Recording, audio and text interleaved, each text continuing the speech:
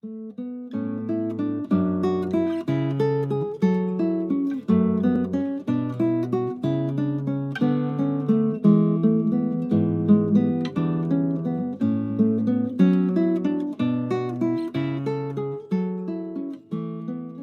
nome do Pai, do Filho e do Espírito Santo. Santo Anselmo, rogai por nós. Olá, seja bem-vindo ao Grupo Santo Anselmo, seja bem-vindo ao nosso curso do Catecismo da Igreja Católica. Essa é a nossa sexta aula e a nossa pretensão, como já dissemos nas outras aulas, é estudarmos um a um os 2.865 itens do Catecismo da Igreja Católica. Antes de começarmos propriamente o nosso encontro, eu gostaria de pedir a você que curta esse vídeo, caso você goste dele, aqui mesmo no YouTube. Inscreva-se no nosso canal. Siga-nos nas redes sociais, no Instagram, no Facebook. Conheça o nosso podcast. Todas as nossas redes têm o nome de Grupo Santo Anselmo, sendo muito fácil nos encontrar. Divulgue também esses vídeos aos seus grupos de WhatsApp, grupos de sua família, de seus amigos, de sua paróquia. Seja bem-vindo e fique conosco. Pode virar a página.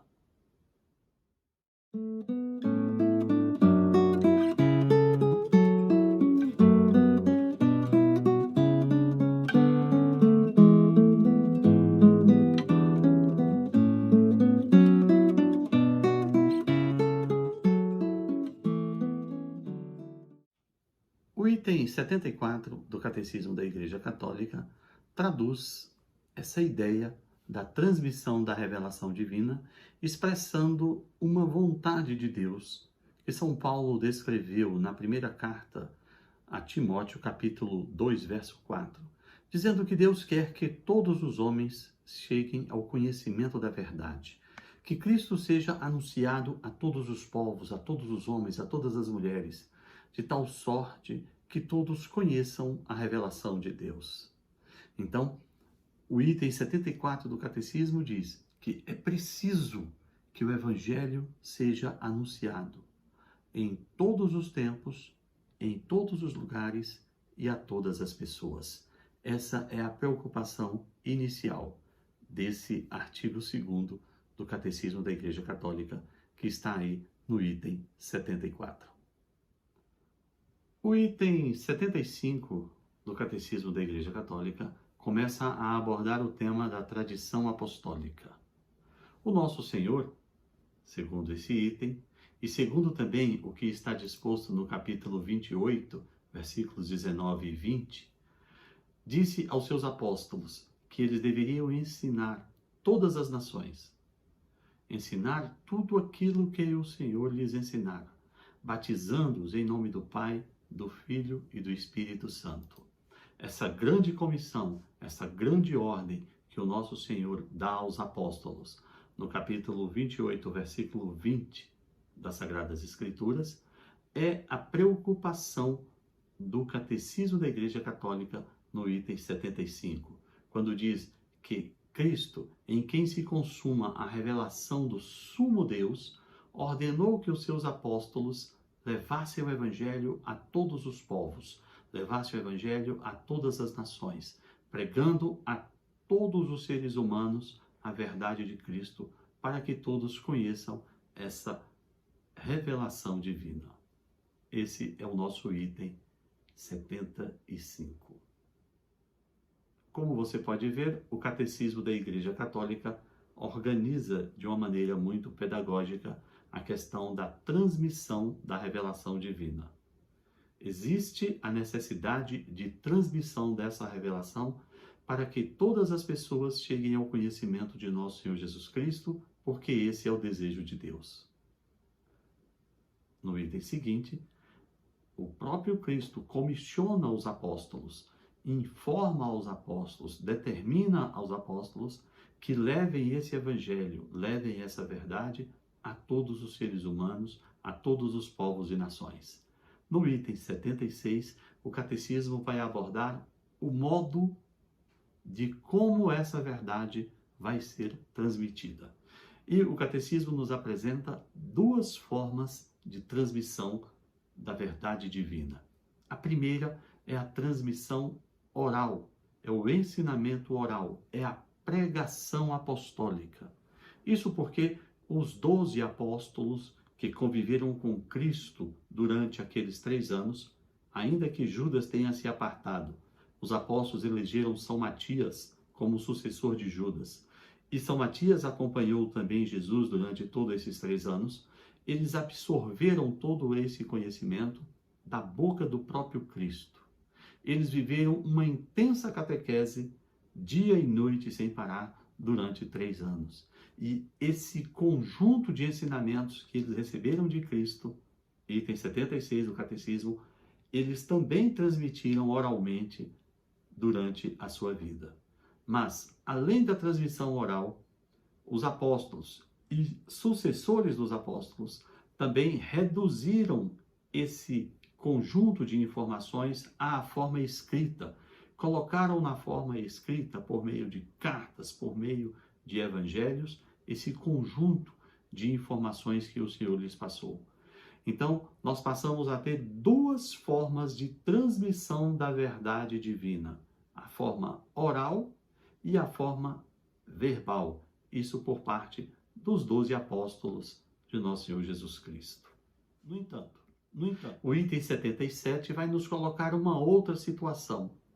Esses apóstolos, seres humanos, homens comuns, tiveram suas vidas terminadas ao longo do tempo.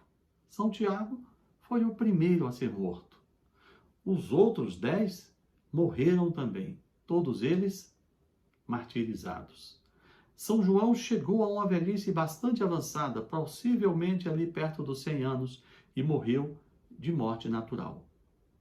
Embora o registro escrito tenha ficado, é preciso entender que a maior riqueza ainda estava na transmissão oral, naquilo que os apóstolos receberam de Cristo e naquilo que eles viveram como tais, como apóstolos de Cristo.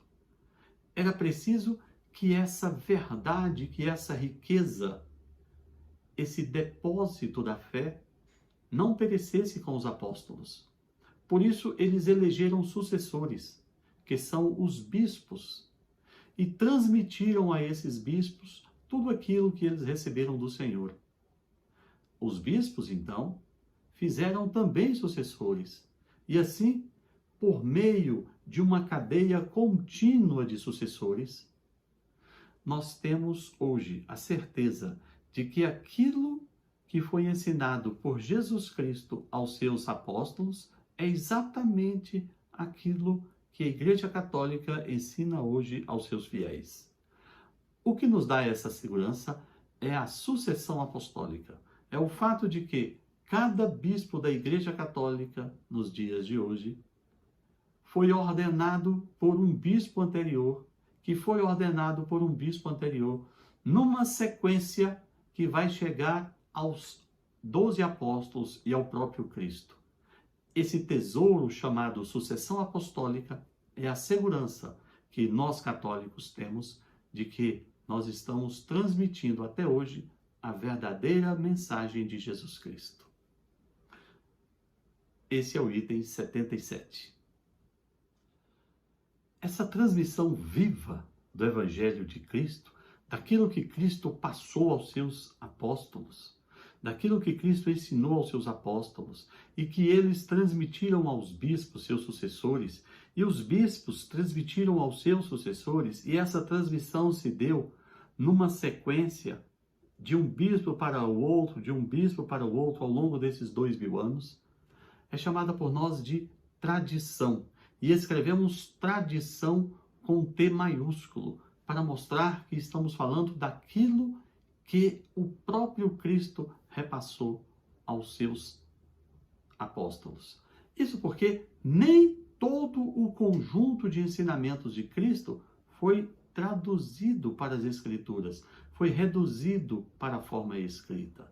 Muito dos ensinamentos, muito da convivência de Cristo com os apóstolos não foi necessariamente escrito.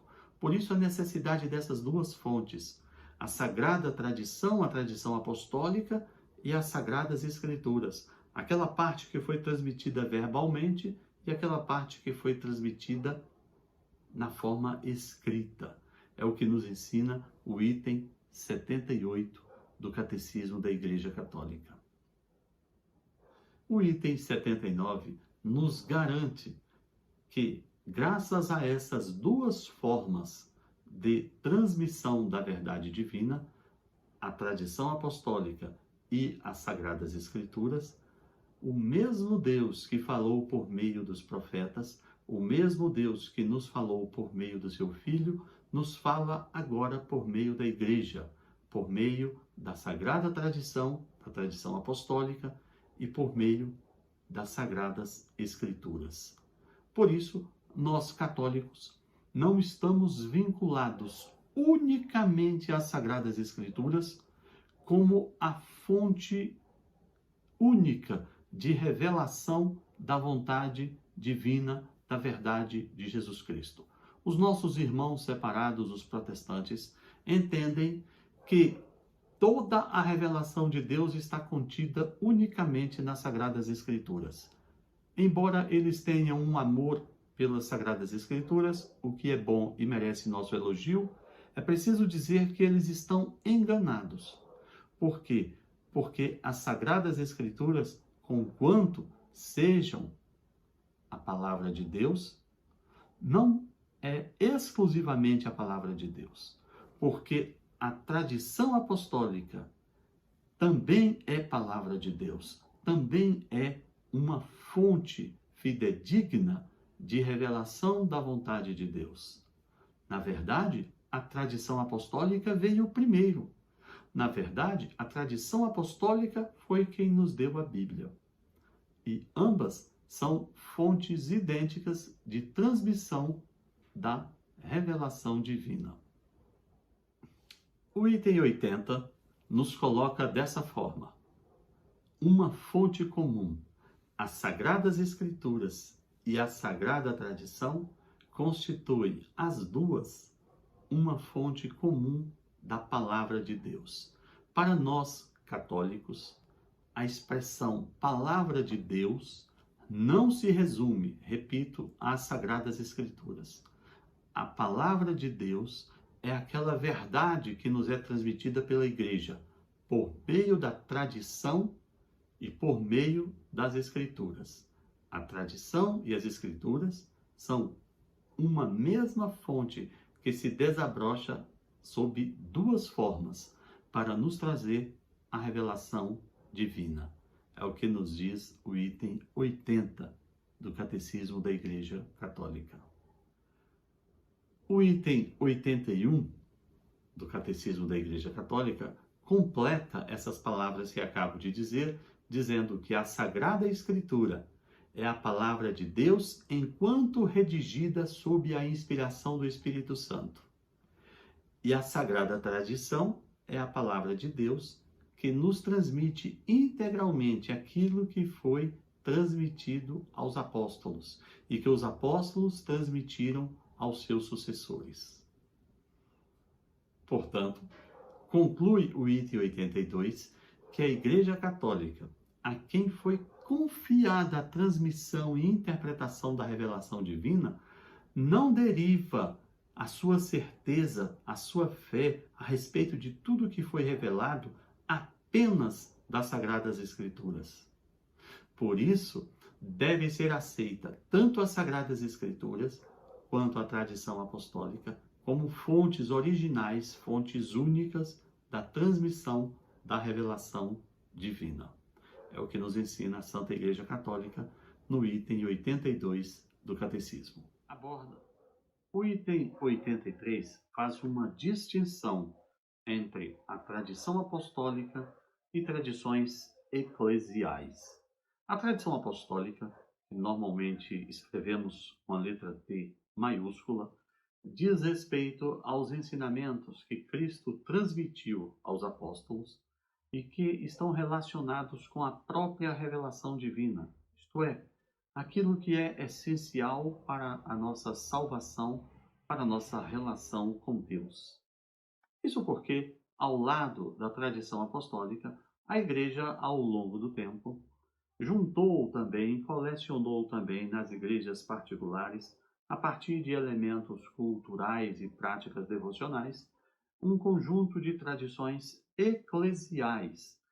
E aí nós escrevemos essas tradições eclesiais com um T minúsculo.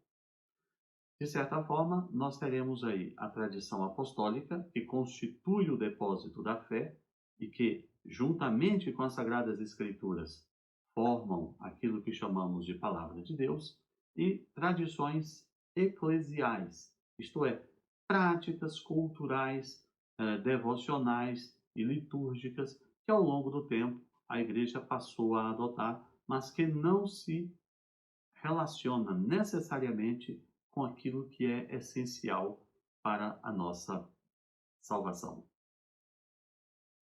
O item 84 traz um conceito que talvez seja novo para você. É o conceito de depósito da fé. Por depósito da fé, a Igreja compreende esse conjunto de ensinamentos que o nosso Senhor confiou à Igreja, que é formado pela tradição e pelas Sagradas Escrituras. Esse pacote, esse conjunto de ensinamentos é chamado de depósito da fé, porque ali estão contidos todos os tesouros, todos os ensinamentos relacionados à revelação divina e que são essenciais para a nossa salvação, para a nossa união e a nossa caminhada com Deus.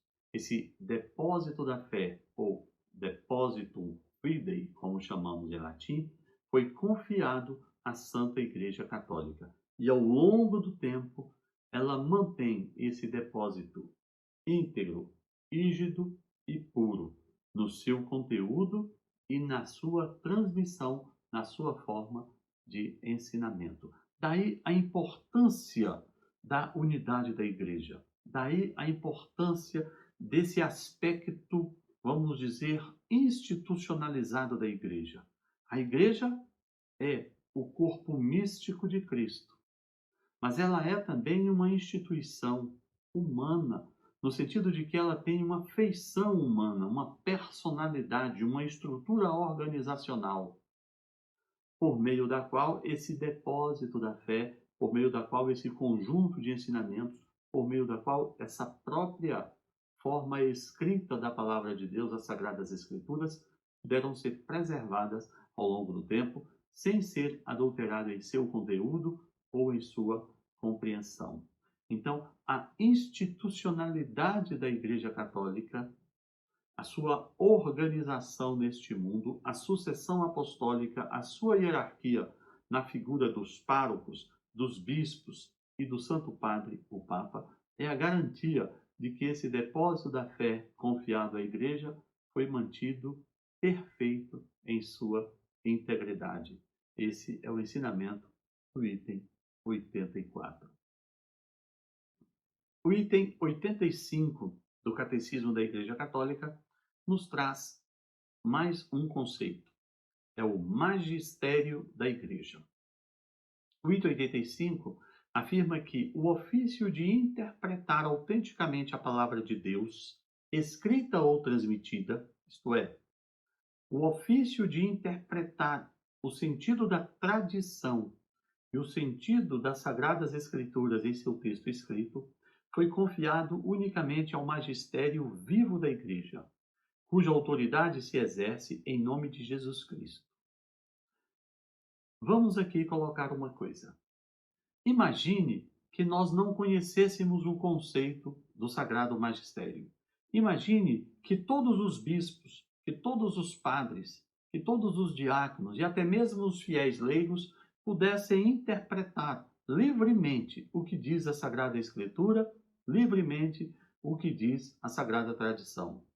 Ora, teríamos uma infinidade de concepções sobre Deus, Jesus Cristo, Nossa Senhora, o Espírito Santo, a salvação, a vida após a morte, pois cada um podendo interpretar ao seu modo, logicamente teríamos várias interpretações e muitas vezes conflitantes entre si. Aliás, quase sempre conflitantes.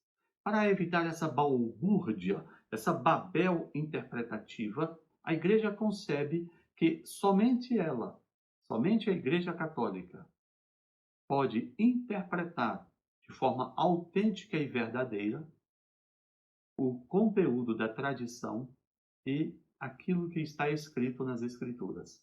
Isso nos dá a segurança de termos uma só interpretação, um só ensinamento, a verdade de maneira clara, e não ensinamentos diversos, conflitantes, contraditórios, várias verdades, como se assim pudesse ser dito. Portanto, o magistério da Igreja e o reconhecimento de que somente a Igreja Católica pode interpretar a tradição e as Escrituras é uma segurança para a nossa fé. É um tesouro a quem devemos aderir com muita alegria. Esse é o ensinamento que está no item 85. O item 86 coloca o magistério em sua relação com a Sagrada Tradição e com as Sagradas Escrituras. A função do magistério é esclarecer o sentido e o conteúdo da tradição, o sentido e o conteúdo das Sagradas Escrituras. A função do magistério é esclarecer, é detalhar, é esmiuçar, é interpretar e ensinar para os fiéis aquilo que está na tradição, aquilo que está nas Escrituras. Portanto, o magistério não pode inovar. O magistério não pode restringir aquilo que está nas Escrituras ou na tradição. Não pode dispor à margem das Sagradas Escrituras e da tradição uma novidade. O magistério está a serviço da palavra de Deus, a serviço da tradição, a serviço das Escrituras, para nos esclarecer o seu conteúdo ao longo do tempo. É preciso explicar isso com calma. A Igreja Católica entende que todo o processo de revelação divina, que se inicia com Adão, passa por Noé, Abraão, aliança sinática, Davi, profetas, que chega no seu ápice em Jesus Cristo e se completa com os apóstolos. Todo esse conjunto revelacional se encerra com a morte do último apóstolo, o apóstolo São João. Essa chamada revelação pública está completa. Esse foi o nosso último tema, a aula 5. No entanto, ao longo do tempo, na medida em que o mundo vai se tornando mais complexo e vai sofrendo alterações, é preciso interpretar o conteúdo do magistério e das Sagradas Escrituras frente às realidades que o mundo nos apresenta. Esse é o papel do magistério. Então, apesar de a revelação estar pronta, apesar de a revelação pública estar completada com a morte do apóstolo São João, o mundo é complexo, é dinâmico e se altera com o passar dos anos, com o devir da história. Portanto, é preciso interpretar o sentido e o conteúdo da tradição e das Escrituras de acordo com a complexidade do mundo, de acordo com o desenrolar da história. Esse é o papel do magistério da Igreja Católica. É isso que nos ensina o item 86. O item 87 coloca agora o fiel católico diante do magistério. O nosso Senhor, no Evangelho de São Lucas, capítulo 10, versículo 16, diz o seguinte: quem vos ouve, ouve a mim.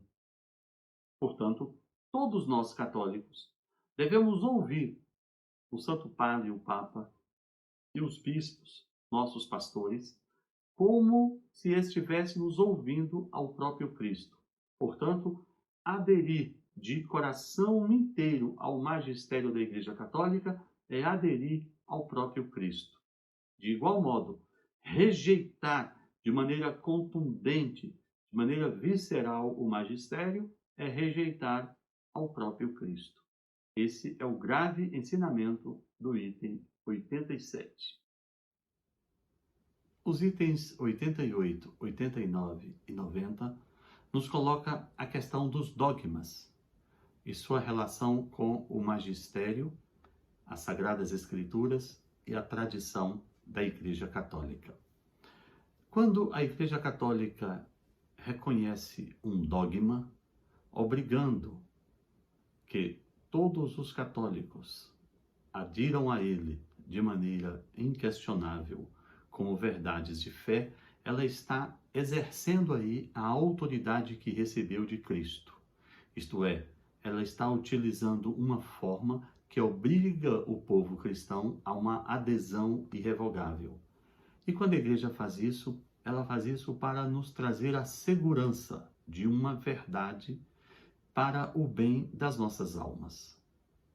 O dogma não é uma verdade imposta a ferro e fogo de maneira hierárquica, de uma forma tirânica.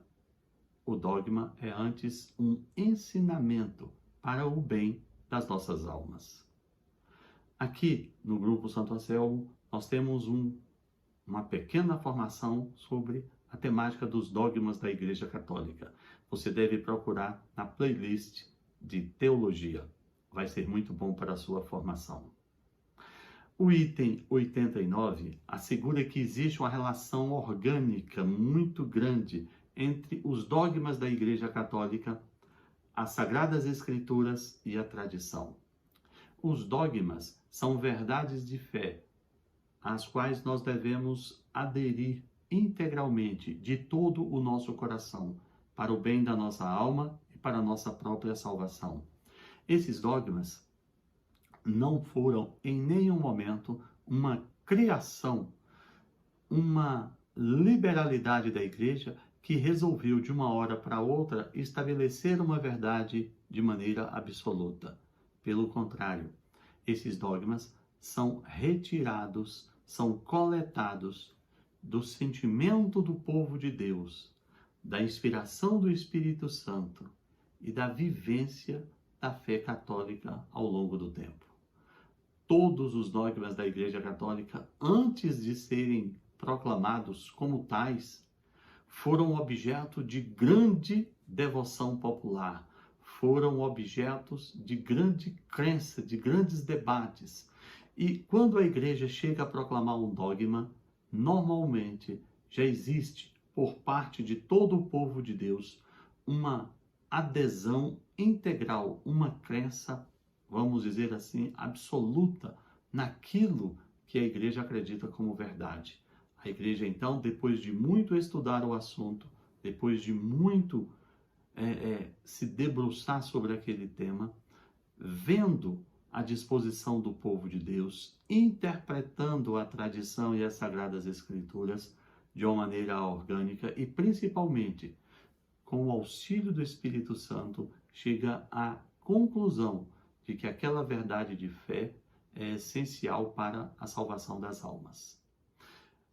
Ainda o item 89 vai dizer que na medida em que o nosso coração, a nossa vida, for reta, na obediência daquilo que determina a tradição e as Escrituras, com mais rapidez, com mais tranquilidade, com mais amorosidade, nós vamos abrir o nosso coração para a luz dos dogmas católicos.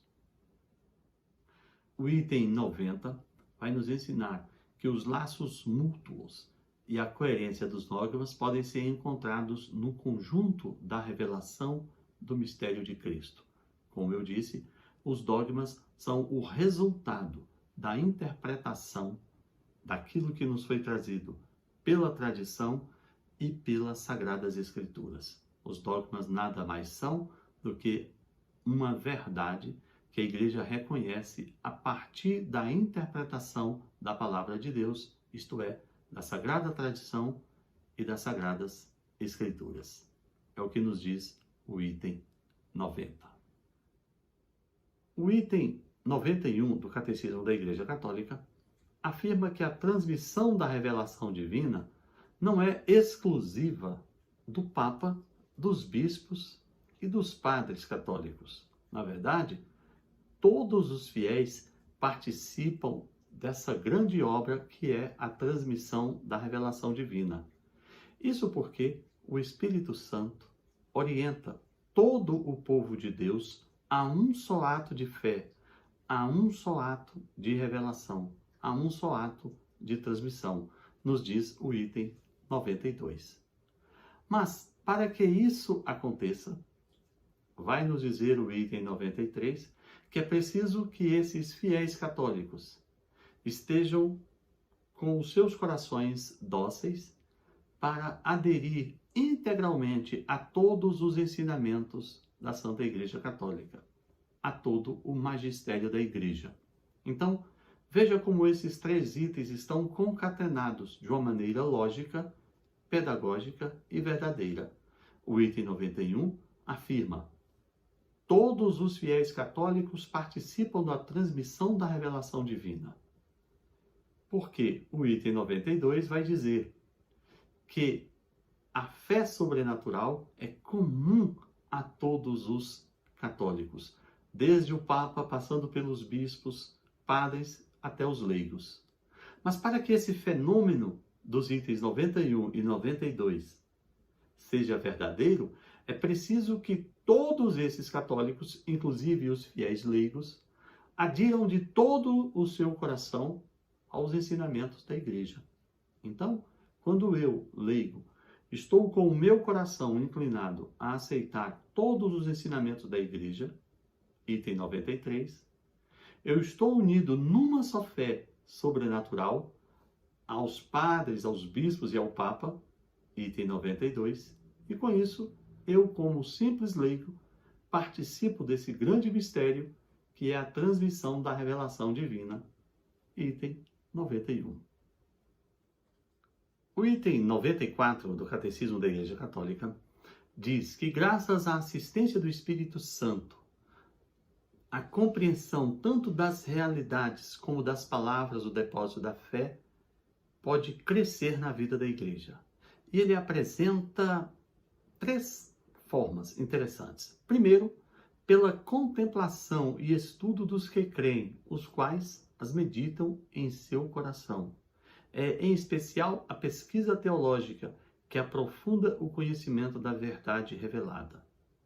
Isso quer dizer que aqueles que se dedicam ao estudo, à pesquisa teológica, a meditar na palavra de Deus, a compreender o sentido da revelação e produzem trabalhos acadêmicos, trabalhos teóricos, trabalhos teológicos sobre as verdades da fé, isso faz com que a compreensão das realidades espirituais cresça no seio da Igreja. Você não precisa necessariamente ser um teólogo, um cientista da religião, mas o seu esforço em ler, em compreender, em estudar o catecismo já é uma pedrinha nessa grande construção. Outra forma de crescimento das realidades espirituais dentro da Igreja é pela íntima compreensão dos fiéis. O simples fato de você estar na missa e procurar compreender cada realidade da missa, de você fazer as suas orações procurando compreender o sentido das orações. E também é uma outra forma a pregação daqueles que, com a sua sucessão episcopal, receberam o carisma seguro da verdade. Aí o trabalho dos bispos, dos padres e dos diáconos. Então, todos nós, desde os fiéis leigos, que procuramos ampliar o nosso conhecimento, desde os fiéis leigos, que na nossa contemplação buscamos a verdade, até os doutores e os teólogos da Igreja, e ainda os ministros da palavra, que expõem a palavra de Deus fielmente, tudo isso vai fazer com que o Espírito Santo desenvolva a compreensão das realidades espirituais da nossa fé. Quando você tiver uma dúvida acerca de um objeto da fé, procure aquele católico mais experiente que pode lhe ajudar, procure o diácono, procure um padre. Assim você vai crescer na fé. Tá certo? Vamos ao item 95. O item 95, começando a fechar esse artigo 2º, diz que a tradição e a Sagrada Escritura e o magistério que os esclarece estão de tal forma entrelaçados e unidos que um não tem consciência sem os outros. É muito interessante isso. Deus não concebeu isoladamente as Sagradas Escrituras, a tradição ou o magistério. Deus, na verdade, concebeu uma grande tradição apostólica, uma parte da revelação escrita, na forma das Escrituras, e o magistério que esclarece essas duas formas de revelação, formando esses 3 elementos um grande tripé da doutrina da Santa Igreja Católica. Esse é o ensinamento do item 95. E como você sabe, todos os capítulos do Catecismo da Igreja Católica terminam com um resumo. E o resumo de hoje nos diz: o que Cristo confiou aos apóstolos, estes o transmitiram por sua pregação e por escrito, sob a inspiração do Espírito Santo, a todas as gerações, até a volta gloriosa de Cristo. A Sagrada Tradição e a Sagrada Escritura constituem um só depósito da Palavra de Deus, no qual, como em um espelho, a Igreja peregrinante contempla a Deus, fonte de todas as suas riquezas. Em sua doutrina, vida e culto, a Igreja perpetua e transmite a todas as gerações tudo o que ela é e tudo o que ela crê. Graças a seu senso sobrenatural da fé, o povo inteiro de Deus não cessa de acolher o dom da revelação divina, de penetrá-lo mais profundamente e viver dele com mais plenitude. E por fim, no item 100, o encargo de interpretar autenticamente a palavra de Deus foi confiado exclusivamente ao magistério da Igreja, ao Papa e aos bispos em comunhão com ele. Que Deus nos ajude. Em nome do Pai, do Filho e do Espírito Santo. Santo Anselmo, rogai por nós.